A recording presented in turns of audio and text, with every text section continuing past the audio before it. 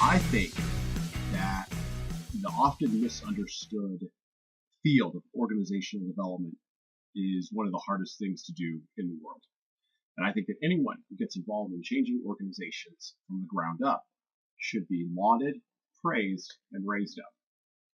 But too often, the skills of the organizational development practitioner are much like the voice of the prophet in the wilderness. They aren't appreciated in their own times or even in their own lands. Welcome to the show. This is episode 5 of Earbud U.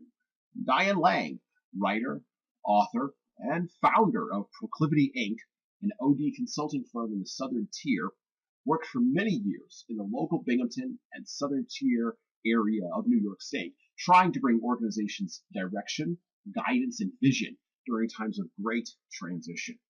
She helped a lot of people get out of their own way, and now she's doing the same thing with her new endeavors and pursuits. Look, I called on Diane as I was beginning to build my project here in the Southern Tier, of which this podcast is a part, and I hope that her sage advice can rub off on you the same way that it rubbed off on me. Emotions in the workplace are wonderful, right? And emotions in general create wonderful energy. They lead us to create great works of art and to dream about the world as we would like it to be versus how it actually is. Emotions put us in motion and allow us to deal with all kinds of things, such as setbacks and disappointments, without totally and completely giving up the ghost. We recognize when people are not experiencing the right quote-unquote emotions, and we put them in a place where they are forced, through our emotional cueing, to either conform or be removed from the tribe. Emotional responses such as anger, rage, apathy, sadness, happiness, joy, satisfaction, and other emotional responses are evidenced in conflicts, both at home and in the workplace, and can cause more problems than the initial conflict even contained. And now, a bit of the usual stuff. You can connect with Earbud U on Twitter at earbud_U. You can also check us out on Instagram. We tweet and post images on both of those social platforms with the hashtag #BePartOfTheShow. We're part of our parent company, as we mentioned before, Human Services Consulting and Training, HSCT, out of Endicott, New York. So, check out the HSCT website at www.hsconsultingandtraining.com. As for Diane Lange, well, she's on Facebook and Twitter. Just search for Diane Lange. And please take time to connect with her professionally on LinkedIn for all of your organizational development and leadership development needs. Now, let's get into it. Welcome to Earbud U, episode number 5. Get your knowledge on through your earbuds. Our special guest for our show today is Diane Lange, owner and founder of Proclivity Inc., the Southern Tier of New York, one of the best organizational consultants, one of the longest-running organizational consultants and corporate trainers in the Southern Tier of New York. Diane is an accomplished and passionate speaker, trainer, researcher, and thought leader, as well as the author of a chapter in the book, Self-Directed Leadership, which is apparently having a version 2.0 coming out here very soon. And so Diane will talk a little bit about that. Welcome to Earbud U, Diane. How are you doing this afternoon? Oh, I'm good, thanks. Excellent, very good. How are you? Good, yeah, I'm great. You know, it is a rainy day here in the Southern Tier, but you know, we're not gonna let that stop us. Absolutely not, because if we stopped every time we had bad weather, we wouldn't do a thing. There you go. Exactly. So let's get into the interview here a little bit. Let's get into some of the questions. I always ask my guests sort of, you know, what is it they do, and kind of give them an opportunity to introduce themselves to my listeners. So what is it that you do exactly? Good question. Well, by training, I'm a leadership coach. I am actually a product of the George Washington University Organizational Sciences Master's Program for coaching in organizational leadership. So I'm a certified leadership coach from GW. I am almost a doctor of education in organizational communication and leadership from Northeastern. I'm working on my dissertation. And that is how self-directed leadership came about, which is a program that I put together to help people on their leadership journey. A lot of people are unclear about what it means to be a leader. Some people think it's only title. It is not. a lot more than title.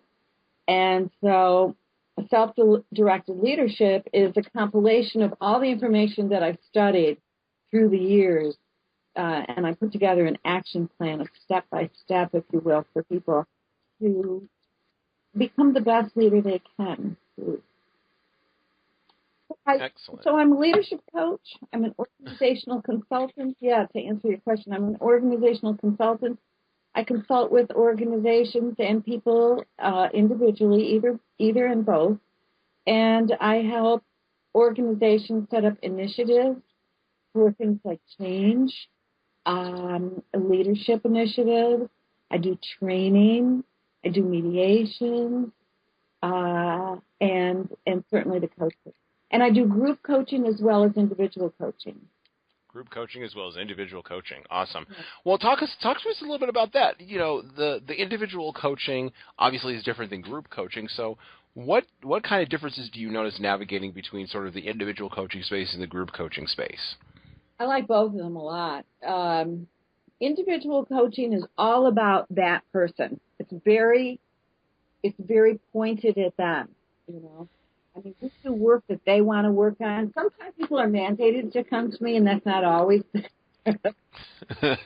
that situation, as you imagine. I mean, people have said to me before, I didn't want to come here. But every single person who's been mandated to come to see me has always walked out of there and said, you know what, this is really good. I really appreciate the time that you've taken. So anyone who wants to really hone their skills and they get intensive one-on-one, that's what leadership, individual coaching is all about. And group coaching is a great dynamic. What I've done is usually I do horizontal peer group coaching, for example, all managers on a certain group in an organization or in a division or department. And we sit around and I usually bring in a topic to discuss, like discipline or conflict, mediation or performance, whatever it might be. And then we talk about it. They always have issues around it. And then they'll bring up things that are on their mind. And we have a lot of great conversation, interaction between the two. They learn from each other as well as me. And that's what makes it so rich. Right, right. It also improves communication horizontally in an organization. And anytime you do that, the organization functions better. Now, talk to me about that horizontal communication, because I know from work as a conflict engagement, consultant and a person working specifically in the conflict space.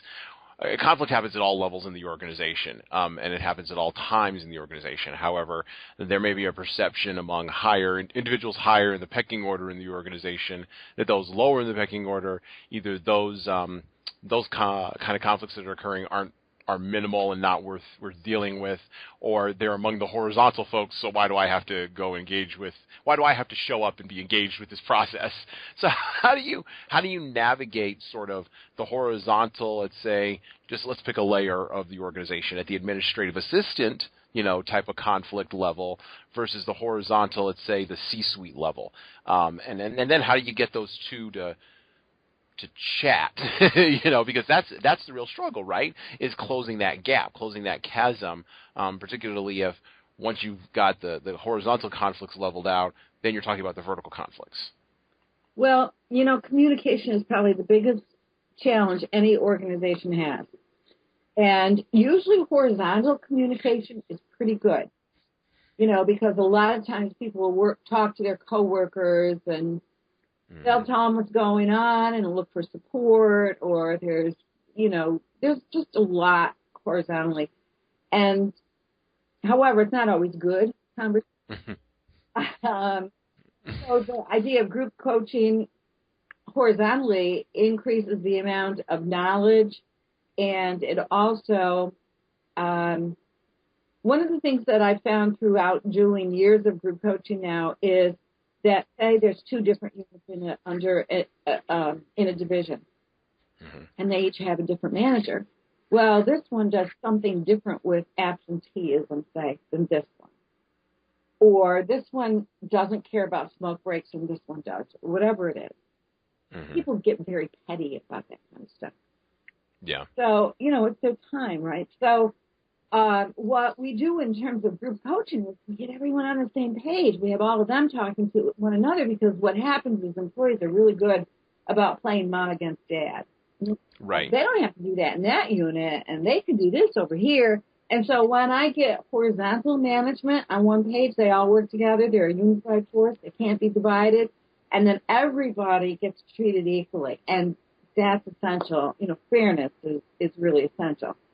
Yeah. So you got the horizontal thing going, but the biggest challenge in any organization is up and down. It's communication, as you implied. Right. And so, or you stated. So how do you get that going? Well, a lot of it is cultural. I mean, sometimes some organizations don't believe these people need to know what's going on at this level. So what do you do with that? Right. Yeah. How do you navigate that? Yeah. I mean, if that's what the organization believes and that's what they want to do, there's usually not any consultant that can go in and change that culture. Right. I will say this is one of the things I tell management all the time, and I also coach on the executive level. So one of the things I do share is that you should always tell your employees what you know that you can share as soon as you know it. Mm-hmm. Because they somehow know there's, right? Right. Yeah, they do. Yeah. There's always leaks. And if no one comes out and tells them from a management level what's going on, you know what they do. Oh, yeah. They fill it in with rumor, right? Right. Yeah, gossip, rumor, innuendo. I mean, all kinds of different speculation. Yeah. And usually the rumor is more harmful than the truth. Oh, well, of course. It's the old Nixon line, right? The cover-up is worse than the crime. Absolutely. So okay. The vertical communication, and the other thing is how deep an organization is the deeper it goes, the more difficult that up and down communication is. Mm-hmm. So that's really, really hard to overcome. Direct line down here, a customer service person on the floor, ever see the CEO? Probably not. The president? Vice president? Who knows? Right. And so a lot of times those things come through emails, postings, whatever. And another thing I tell management that I work with, especially companies that have 24/7 shifts, around the clock, you have got to communicate the same consistent message in as many ways as you know how. Verbally, in a notebook that anybody can look at in the unit, email, posters, you name it. Right. Because, not everyone is going to see whatever it is that you think they're seeing. And if you only do one way, you're going to miss a percentage of your staff. Yep. Well, and how do you, okay, well, let's talk about that, because we have a generational, I call it an evolution. Other organizations may call it an earthquake, but we have a generational sort of evolution happening right now, where you have 3 generations in the workplace. You have your traditional baby boomer generation that's retiring out. Some of them are staying because they have to post 2008, but the majority of them are going to retire. I mean, by the number that I always hit for organizations when I talk to them is 2025. 2025 is the magic number, because by 2025, the vast majority of the 60 million baby boomers will be gone. They'll be gone. They'll be resting in Florida or doing something else. Maybe not resting in Florida. Maybe they'll be like my mother. They'll be on motorcycles riding around the country. Who knows? They will have made those choices. The Gen Xers, who are that magic generation that everybody forgets about, between the ages of, who are currently, in their 40s and getting ready to go into their 50s, will just start hitting their peak earning power. And I think the last statistic I saw was that there were somewhere between 20 and 30 million of them. And they're the ones that went in initially in the late 90s and in the mid 90s and had the real ground level battles with the baby boomers. And then you've got You got the millennials, right? Everybody markets to the millennials. Everybody's consumed with the millennials. The millennials. How are we going to get the millennials? How are we going to bring them in, right? From a marketing perspective, anyway, they are. But from an employer perspective, it's how do we talk to these people when we don't understand, and they're coming in asking for, they want free Skype time. They want to be able to tweet anytime they want to. They want to be, and this is of course the generalized sort of stereotype. But there's 80 million of them, and you can't deny demography. You can't deny numbers. With those shifts happening, are you noticing in organizations, and that generational shift is in essence a disruption, are you noticing in organizations that vertical conversation becoming more collapsed?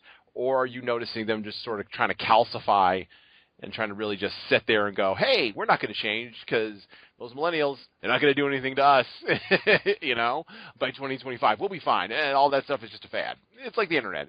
It's going to go away eventually, What are you seeing in your experience as you work with organizational cultures? Because you said it's very tough to change it, but I wonder if demography is a flood that'll just wash all that away. Well, I see a couple different things happening, and some of it is industry specific.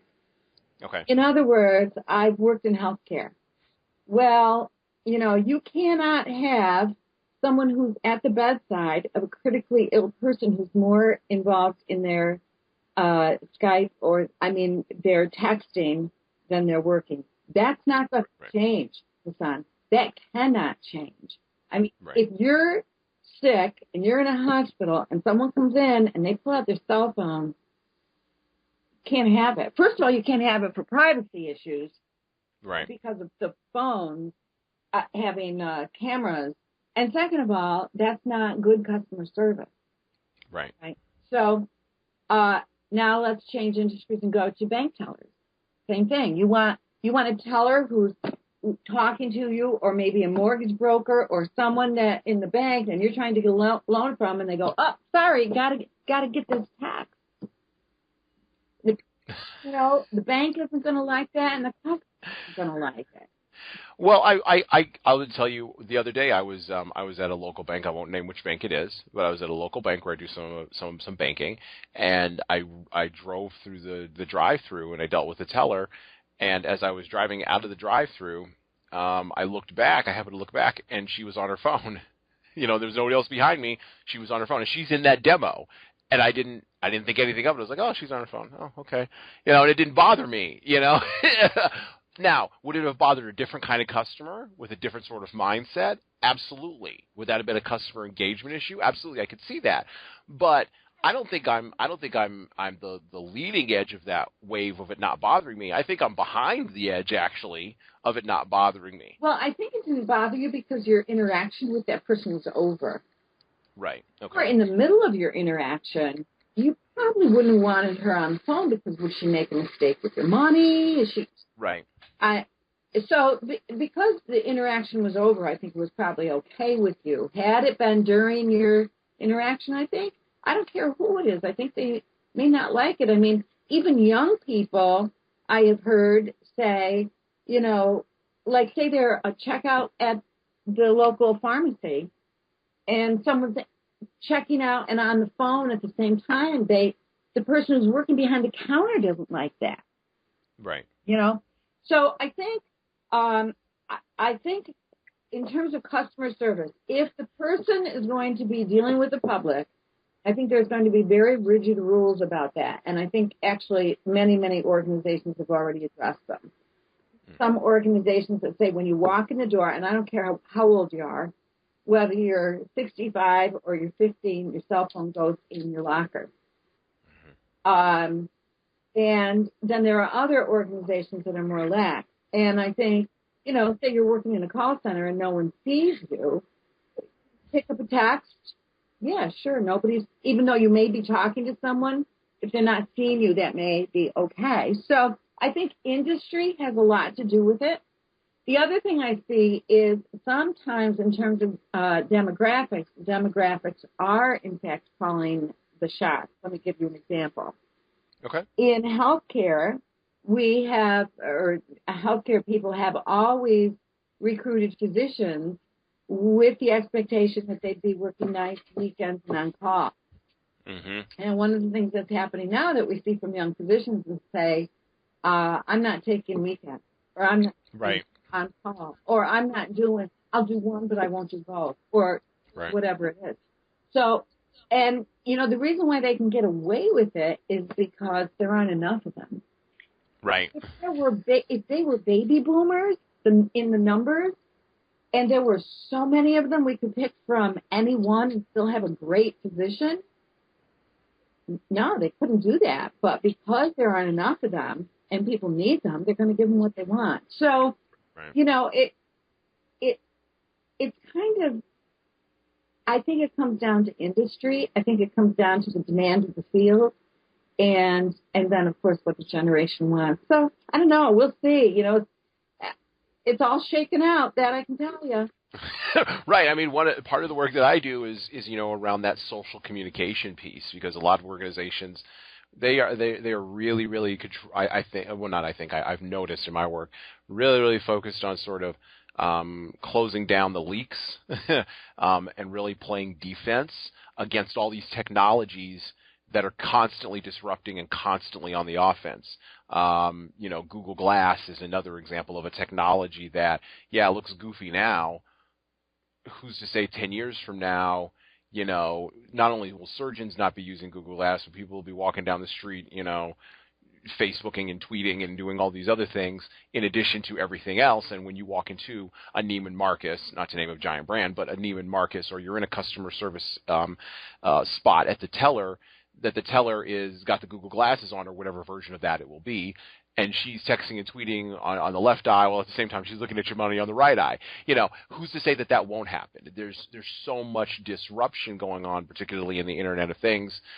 I wonder if organizations and industry, even industry-specific organizations, are sort of fighting a defensive rearguard action that they really can't win, And like I said, I do a lot of work in that. I do a lot of work in that conflict space, because those are conflicts, and they are going to create real physiological, psychological, and emotional responses that have to be addressed and have to be dealt with. The other thing I do know also is that as these younger people get married, have children, get a mortgage,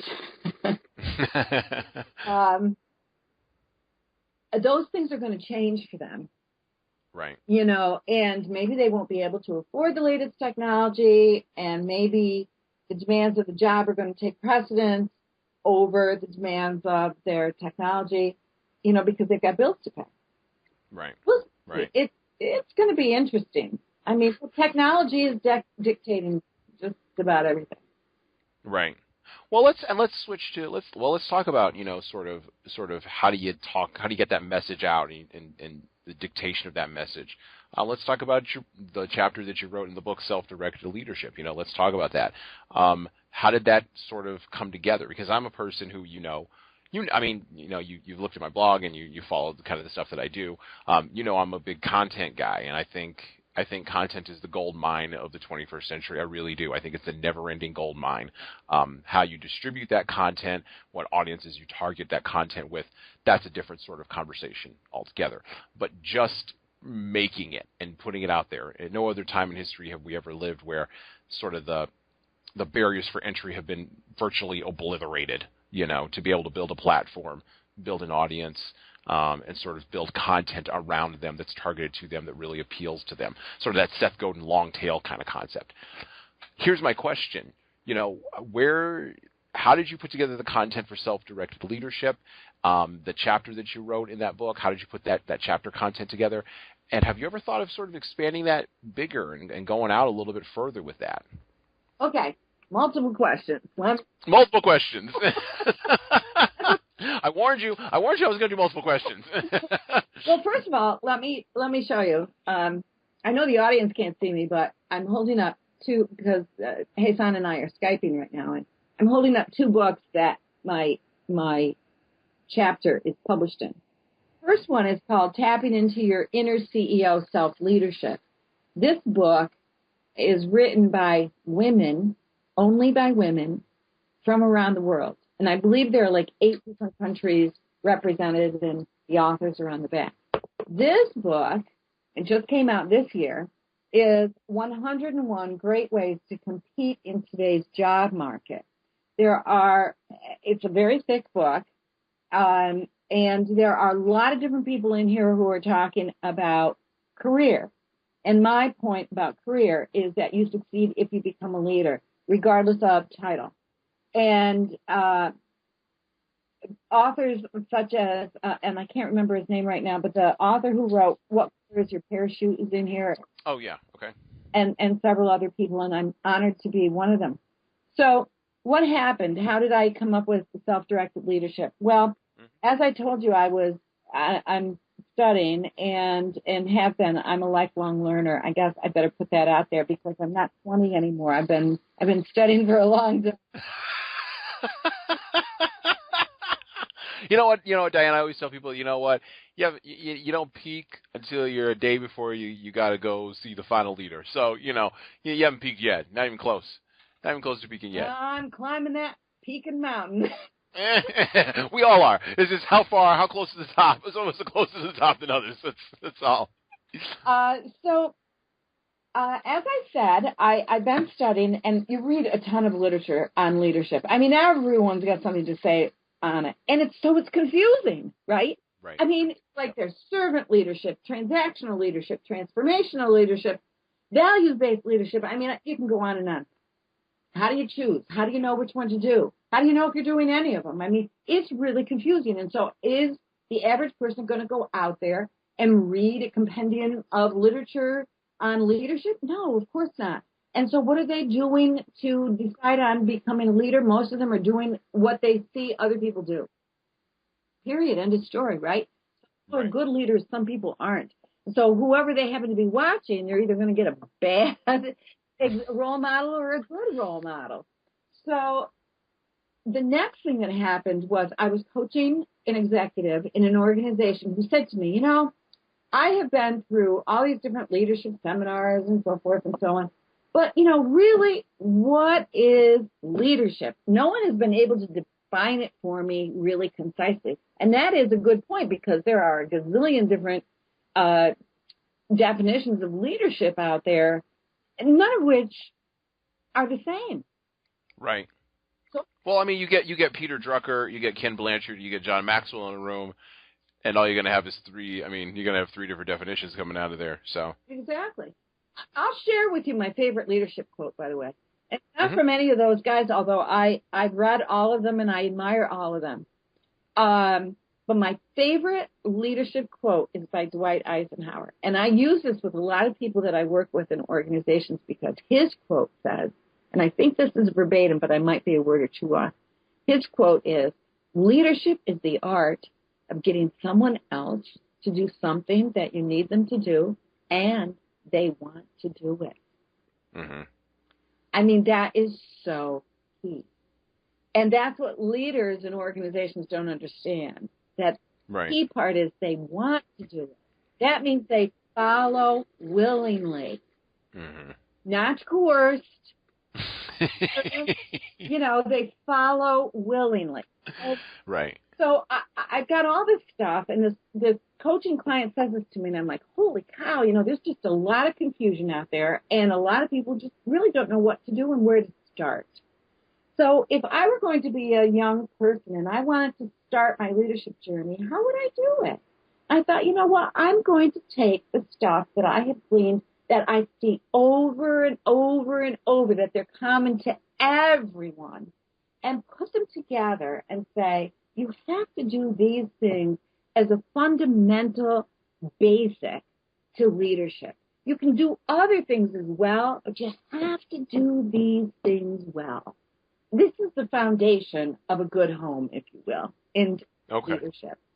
Okay, so I put together self-directed leadership. And like I said, it's been published twice now. And now what I'm doing is testing it for my dissertation. And I'll just briefly tell you what the steps are. There's a little graphic in here. And the steps are, you start with a vision, then your values. What are they? And I have a whole list of values.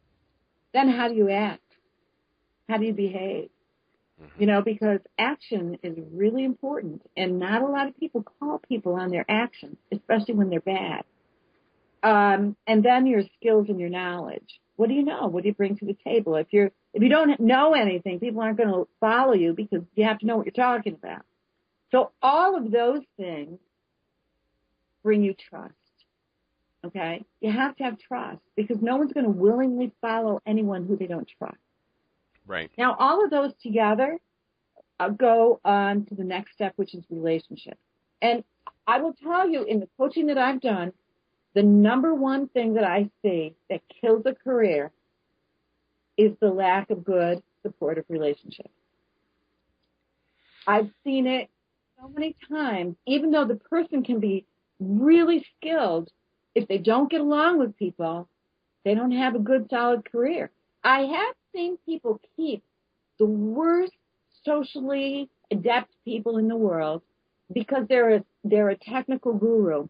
But you know what they do with them? They put them in a corner, they put them in a closet, and they keep them over there, and they don't let people interact with them, and they keep them there and just have them do what it is they do. Well, unless they're Steve Jobs. Right, and you know. Steve Jobs did not come up through the ranks. He was the start. Had he worked at the bottom, I don't think he would have gotten to the top based on his relationship. So relationships and all of those things that I've just mentioned give you the ability to influence and inspire. Because if you can't influence and inspire people, they will not follow you. Of course, then you have to be a role model, and that are all the things that bring you leadership. So those are the foundational pieces that you can read. You can go out there and read as many leadership books as you can get your hands on. And not only the popular literature, like the authors that you mentioned, but the research literature as well. And they all speak to those things fundamentally. So now, yeah, it sounds like with all that, you're building towards. I mean, Diane, it sounds like you're building towards a product. It sounds like you're building towards a product and a system that you can sell, a la, maybe like a Sally Hogshead or a Pamela Slim or, even a Todd Henry, the accidental creative, that kind of system. Have you thought about spinning that off into a larger thing? Is that a future goal for you? Because everything you're talking about here, vision, values, action, skills, knowledge, trust, all that leading into relationship, influencing and inspiring. These are all things I've heard about from other individuals and have read about and have absorbed from other individuals. And I see work, and I'm fascinated when these things don't work, when things are in conflict, and so that's why I'm in the space that I'm in. You're fascinated by how you can get them to work, and I think you need both those things going together, to make something effective. Right. So have you considered sort of how you're gonna? And I know you're consumed with your dissertation, and that's a whole thing in and of itself. But ultimately, in your dissertation, are you gonna launch a product for us? Yeah, absolutely. Good question. As a matter of fact, last week I just had a conversation with a book publisher, and as soon as the dissertation is done, a workbook and certainly workshops, and I don't know exactly how they're all going to work out. Whether they're teleseminars or sure, however they're going to be. But yes, absolutely, and I have done these programs in person too, by the way. And of course, I'm not going to be able to do them everywhere. So yeah, the product would really help me to. The thing that I'm doing is I have a new partner, and we're in the process of starting a new business, and that's 3-day seminars for women. Okay. Just for women around the country. We're going to launch our first one in Dallas, Texas. And I'm doing the leadership aspect. My partner, her name is Bobby Schwartz, and she is an image consultant. So she does the outside, puts the finishing touches on the outside of the leader, and I hopefully put the finishing touches on the inside of the leader.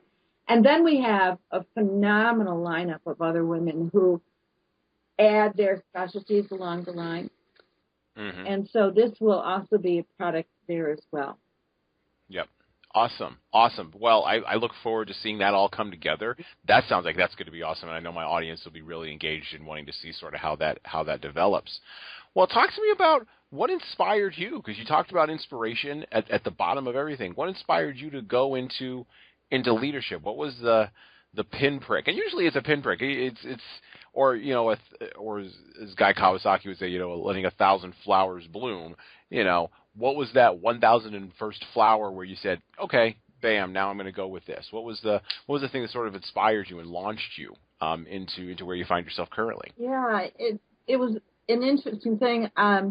My first master's degree was in communications from Syracuse University, so I did that. I had a consulting business as a script writer and a video producer and director, and I worked with a lot of different businesses doing that. And then that business kind of died, so I ended up teaching at a community college, communications, until I got a job in organizational development here locally for a large healthcare system. And I worked there almost 14 years. And through the course of that, I'll tell you, it was a fascinating ride. Because as I look back on it now over those 14 years, when I went to work there, they had just hired or were in the process of hiring a new CEO. And his name was Pete McGinn, and I say was because Pete has passed away. But he was just an awesome leader. I was so inspired by that man. And I was taking the leadership coaching curriculum, and I had to do a paper on leaders comparing and contrasting. So I did one on T.J. Watson, and as you know, IBM started here in the Triple Cities. My father was an IBMer. We had even leaders from T.J. Watson who sent them to the house. And so I compared T.J. Watson with Pete McGinn. So I had a conversation, an interview with him, and very busy man, huge healthcare system that he's the CEO of. Previously, he was down at Johns Hopkins and came up here. And I thought he'd maybe give me a half an hour to 45 minutes of his time, and I got out of there like 2 or 3 hours later. Wow. Yeah, he was so generous. And he talked to me like crazy and explained to me all sorts of things. He had a psychology background. He was a psychologist. So he had a real, just a vision and a love, a passion for helping people. So one of the things that he started was what we called the Campaign for Excellence at the hospital. And the Campaign for Excellence had 3 major tenets or goals. It had to make it, number 1, a great place to work. Number 2, a great place to receive care. And number 3, a great place to practice medicine. So if it's a great place to work and people are happy working there, obviously they're going to give really good care. Right. And I learned that from Pete, and I learned that from being part of that campaign. And in the 7 years that we had it, I'll tell you what, I saw an organization change in the positive way possible. Everyone, not everyone, but a huge majority of the people went on board. They embraced it. We achieved so many amazing things by hitting like the 99th, 98th percentile nationally in surveys and things. It was so exciting to be a part of that. So when I was talking to Pete, I asked Pete, I won't say that, I won't repeat it, but tell me, why are you really doing the campaign? And I thought he would say, Diane, we have to have a bottom line so that we can continue to serve our community, blah, blah, blah, blah, blah. Right. He said, because I want people to be happy going to work every day. Oh, there you go. There you go. And yeah. And I got to tell you, he's right. You only get one day, and that's today. You don't get to repeat it again.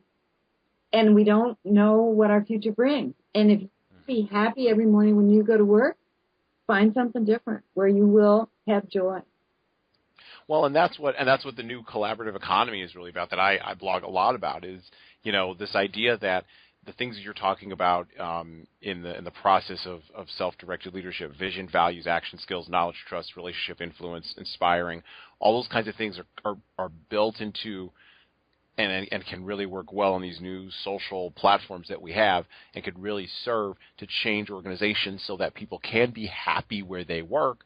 One of the things that you mentioned was generosity, and I would maybe include that. And I'm not going to add anything, but generosity, because really that's sort of the top of the mountain. We just talked about the mountain. That's maybe sort of the top of the mountain is generosity, because you get to that point where you've gotten all those things, and now you can give it away. And you give it away out of a sense of abundance, not a sense of not holding on to it out of a sense of scarcity. That's really interesting that you say that, because a lot of the leaders that I work with, middle management on up, they hold their power, or they think that they're maintaining their power by holding onto their knowledge, and they're not generous. Right. It's a stingy, this is my turf kind of thing.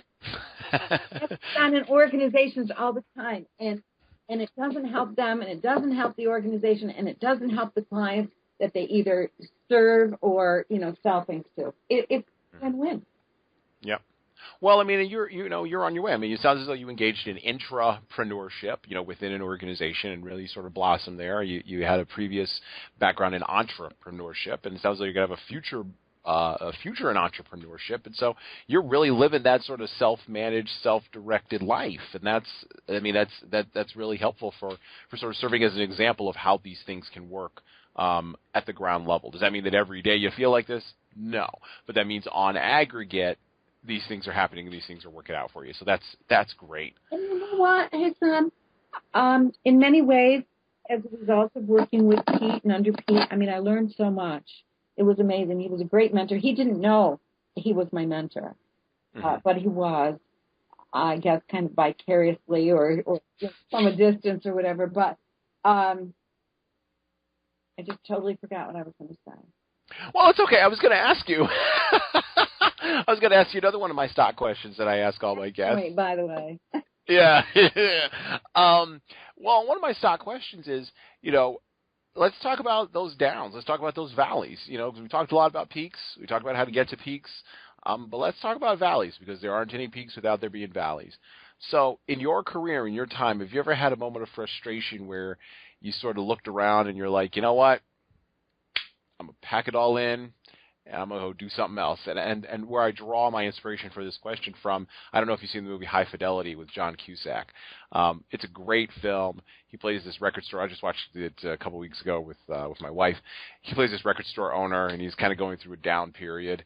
And one of the lines in the film, and it might be an apocryphal line, I might be cobbling together a bunch of stuff, but it's sort of this idea of, I own my own record store, and it's kind of, my life kind of sucks right now. I'll just pack this all in and go work at a Coconuts, back when Coconuts was still around, or I'll go work at FYE. I'll go work for a big giant organization and go hide there. Well, have you ever had? Gone. Well, exactly. Yeah, Coconuts is no longer around. That tells you how old this movie is, and how old this question is. But Diane, have you ever had that moment in your career or in your life, that valley where you were just like, you know what, this isn't working. I got to pack it in. I got to go do something else. And then how did you pull yourself out of that to keep going? Well, that's a pretty powerful question for me, because 2013 was like my biggest valley I ever hit. It was truly like one of the worst years. It was probably the worst year of my life. And it was so because I lost some very significant people in my life. Not just one, not just two, not just three, and one of my oldest and dearest friends, my aunt died, and then my mother died. And then a cousin died, and currently I have another cousin who just contacted me and said, he's got limited time. So it was a very, very tough year. I took a leave of absence from everything, school, from work, and everything. And I took care of what I needed to take care of.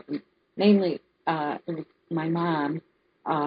She contracted leukemia. I moved in with her, and I was a care provider. And I've never done that, and I really don't ever really want to do it again. It was very, very difficult, especially for someone that you love, to see the demise of the person. And you know what, Jesan, that really got me thinking. I felt as though my career, I have no interest in being in management because I'm a practitioner. I practice what I do. So I saw my career as kind of peaking, I'm, currently at the last level you can go in terms of education. And I thought now's the time that I have to do things that I really want to do. And when I lost kind of everything that I had here in this area, it really made me think. Mm-hmm. The things it made me think about was, as I cleaned out my mother's house, was, why am I working day in, day out? My soul is not being fed daily anymore. I've kind of lost that enthusiasm in that organization. Mm-hmm. Why am I doing that? Just for stuff that I'm going to buy and the kids are going to give away to the Salvation Army. Right. Because that's what we were doing. And when you close out a house, everybody's got a toaster. Everybody's got a microwave. I mean, how many, people just don't need it, don't want it. Right. So it was a very depressing, powerful year for me. And I was already on this path, obviously, for several years. And I just decided, this is kind of the universe writing in great big letters in the sky. It's time. Yeah. You took care of everyone in your life. I raised the kids, did all the things. And the last thing I needed to do was take care of my mother. I did it all. And the universe said, okay, kid, it's your time. Mm-hmm. Well, that's powerful stuff. And when the universe talks, you got to listen. You do. You have to take charge. You have to listen. Okay. Right. Very good. Thank you. Thank you for sharing that. Well, let's talk about, yeah, go ahead. I do remember the one other thing I was going to say. Yes. And that was, I wanted to also say that, I really believe in self-directed leadership because I think that those are fundamentally like the key things to not only make you a better person, because I found that when I did the work at that organization, I was a better person. One of the things I was a role model because I was in organizational development. So people saw me doing training and stuff. Well, I better live up to what I'm training, right?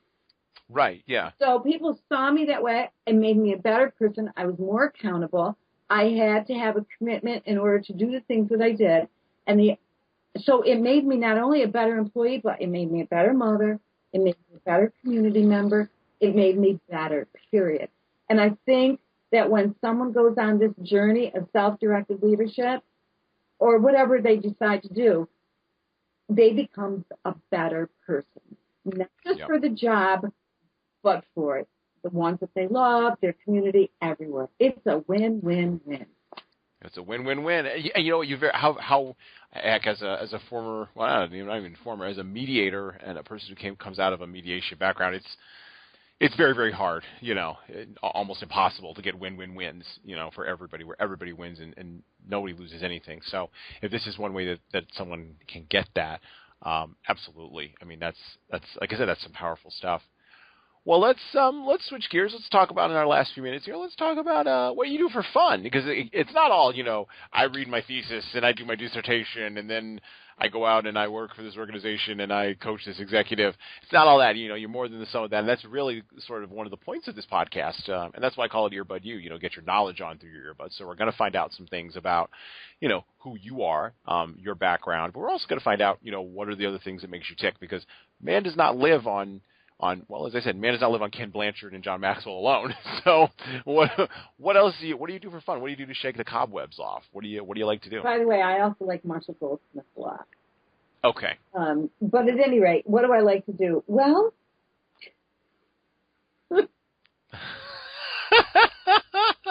What is it? Okay, I mean, okay, or maybe it's you sit on the couch with chips falling out of your mouth, the Doritos, you just slide off the edge of the couch. No, it's okay.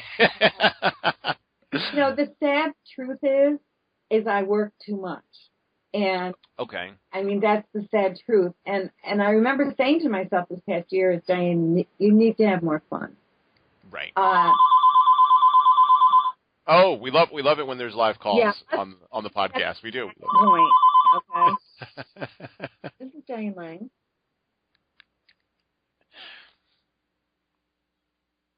Oh, yes. Can I call you back? I'm in the middle of something right now. I have someone here. Can I call you right back? And what is your number? Uh-huh. Uh-huh. Yeah. 24. Okay. And your name? Very good. Thank you so much for your understanding. I'll call you back in a little bit. Thank you. Bye-bye. Ladies and gentlemen, that's a professional right there. That's a professional. That was a call I was expecting. Okay, so what do I do for fun? Right now, not much. I don't have much fun, and that's the sad truth.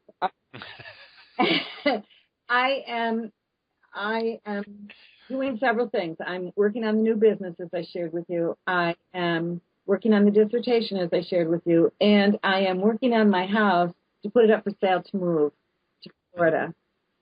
So I'm really busy, but I absolutely love working on houses. I mean, it really does feed my soul. I love decorating. I love, doing the projects and have it go from this to that, kind of the makeover of the house. I really enjoy that. So that is a lot of fun for me. The other thing is that I, of course, love my children, and I love spending time with them. I have a brother and sister-in-law here in town, and I love spending time with them as well. And the other thing is travel. I love travel. I am really hoping that within the near future, I get to travel a whole lot. This year I went to Dominican Republic for Christmas. I went to Dallas. I went to Orlando. I went to Fort Lauderdale, and I went to St. Pete. So I'm feeling pretty good right now. I can travel. So. Excellent. Yeah. Well, every entrepreneur that I've interviewed, every thought leader that I've interviewed so far for the podcast, I've asked them, what do you do for fun? And, some will admit to having hobbies. Some will admit to having no hobbies. I found myself as an entrepreneur, I have to get hobbies. I gotta find ways to sort of cut out my time, and really just say, I'm going to take time to sort of re-energize, because you can get really, really dialed in on your stuff. It's stuff to bring in the money and pay the mortgage, as you said, earlier, and buy more stuff, buy another toaster, right? Or upgrade the toaster you've got, right? Hey, put braces on the kids' teeth, but at a certain point, like you said, how many toasters can you buy? What is that? Is the kid going to have crooked teeth, or are you going to spend quality time with them?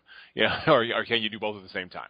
And how does that look? So I have to develop hobbies myself. So I'm always fascinated sort of for successful folks, what does that look like for them, and how do they navigate that?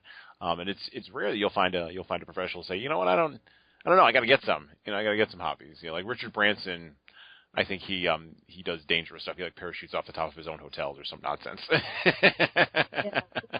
You won't ever find me doing that kind of stuff.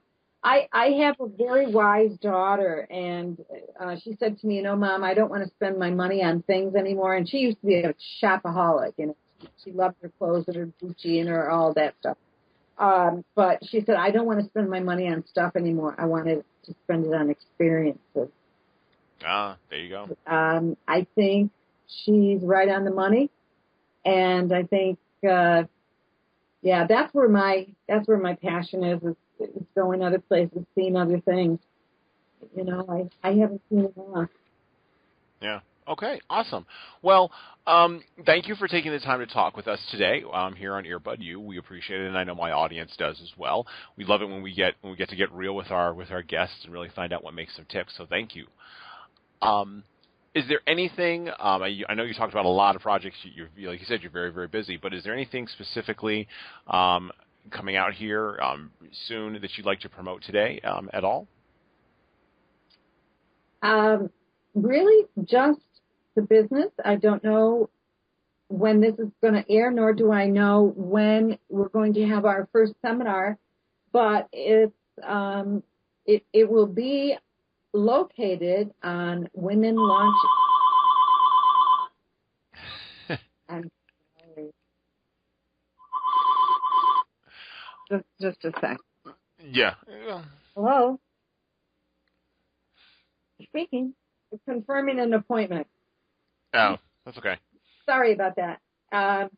Oh, so edit point. Mm-hmm. I used to, do video editing on the. Yeah. Okay. So, cut. The only thing I would want to mention is that, I'm not quite sure when this is going to air, and I'm not quite sure when our first seminar is going to be. Mm-hmm. We're going to be able to be found at launchingwomentosuccess.com. Okay. Okay, so that's going to be our next big thing.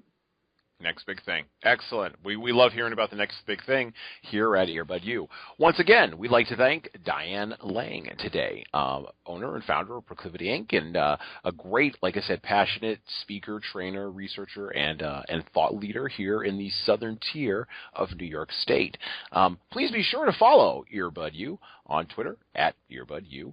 Also, you can connect with us on Instagram, also at Earbud U. And please tell your friends about the show. Please, hey, promote it, continue to share it, pass it around, and let it grow. You can connect with us on Facebook, Human Services Consulting and Training page on Facebook. You can like our Facebook page. And you can, of course, connect with me, your host, Jesan Sorrells, on Twitter at Sorrells79. Once again, thank you for listening to Earbud U, and you have a great and fabulous day.